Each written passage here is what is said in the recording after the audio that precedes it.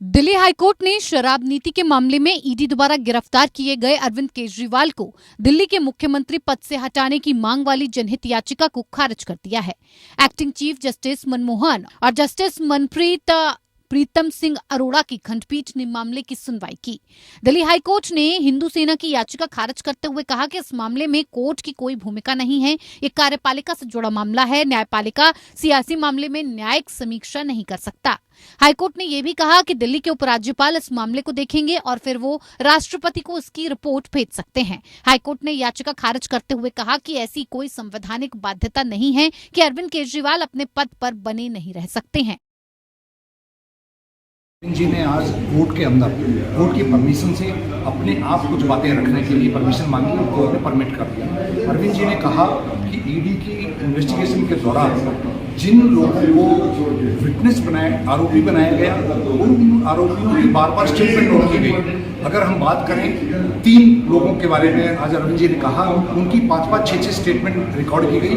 5-6 statement के तक जब तक रिकॉर्ड की गई जब तक अरविंद जी का नाम नहीं लिया, जब तक मनीष सिसोदिया जी का नाम नहीं लिया। उसके बाद जैसे ही मनीष सिसोदिया जी अरविंद जी का नाम आता है तो उसकी कोई भी आगे रिकॉर्डिंग नहीं होती है, कोई उनकी गवाही नहीं ली जाती है और उनको अप्रूवर बना के और उनकी बेल करा दी जाती है। ऐसा नहीं है। जो उनकी एप्लीकेशन लगी थी पुलिस रिमांड के लिए, उसमें जो ग्राउंड्स लिखे थे वो लीगली बिल्कुल सस्टेनेबल नहीं थे ग्राउंड, वो जिसको मैं कह सकता हूं कि बेबुनियाद ग्राउंड थे।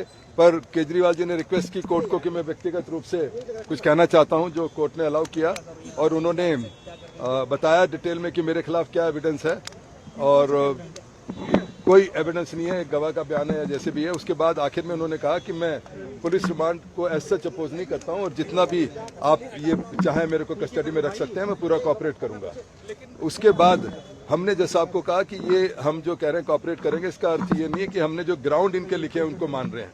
इनके ग्राउंड जो है वो हम अपोज कर रहे हैं कि इनके इन ग्राउंड्स पर पुलिस रिमांड नहीं दिया जा सकता। पर हमारा क्लाइंट खुद कह रहा है कि मैं पुलिस रिमांड दे दो, मैं कोऑपरेट करने को तैयार हूं, इसलिए शायद अब जज साहब ऑर्डर करेंगे।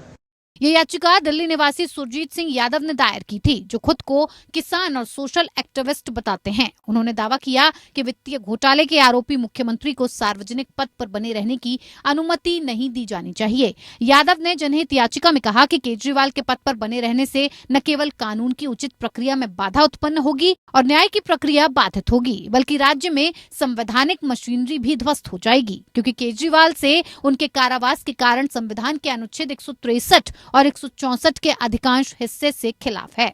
इसके अलावा याचिका में कहा गया कि राष्ट्रीय राजधानी क्षेत्र दिल्ली सरकार के कामकाज का लेन देन नियम 1993 मुख्यमंत्री को कैबिनेट के किसी भी विभाग से फाइलें मंगाने का अधिकार देता है। अगर केजरीवाल मुख्यमंत्री बने रहते हैं तो उन फाइलों की जांच की मांग करना उनके अधिकारों के दायरे में रहेगा, जिनमें उन्हें आरोपी बनाया गया।